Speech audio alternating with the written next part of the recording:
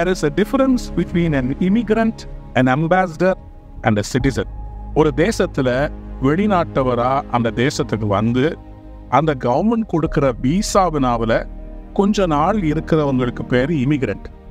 அவர்களுக்கு அந்த தேசத்துல உரிமைகள் கிடையாது. They can come and stay, but they are not the citizen.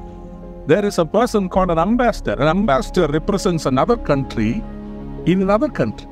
அவர் ஒரு தேசத்தை அந்த தேசத்தை ரெப்ரசன்ட் பண்ணி அவரு அந்த வெளி தேசத்துல இருப்பார். அமெரிக்காவுடைய அம்பாசிடர் தூதுவர் இந்தியாவில் இருக்கிறார். ஆனா இந்தியாவில் குடியிருக்கக்கூடியவர்கள் அல்லது அமெரிக்காவில் அல்லது இங்கிலாந்துல குடியிருக்கக்கூடியவங்க யாருன்னா சிட்டிசன்ஸ் தான் இருக்க முடியும். இந்த சிட்டிசன்ஸ்க்கு எல்லா உரிமையும் இருக்கிறது. ஏன்னா இது அவருடைய தகப்பனுடைய தேசம், இது அவருடைய தாய் நாடு.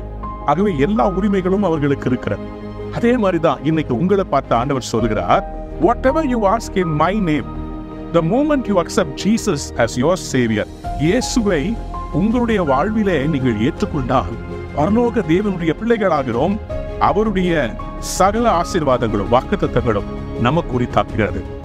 We are citizens of heaven, my dear child of God. Heaven is a place of no lack. அங்கு இருந்து பிதாவாகிறவர் நீங்க என்னைக்கு சிட்டிசன்ஸ் ஆஃப் ஹெவனா இயேசு கிறிஸ்துவை ஏற்றுக்கொள்றீங்களோ அன்னைக்கு அவர் எல்லாத்தையும் உங்களுக்கு சாங்ஷன் பண்றார். ஆகவேதான் John 15:16 if you ask anything in my name, my Father will grant it to you. நாமத்தினால் பிதாவை எதை கேட்டுக்கொள்வீர்களோ அதை அவர் உங்களுக்கு தந்து விடுவார்.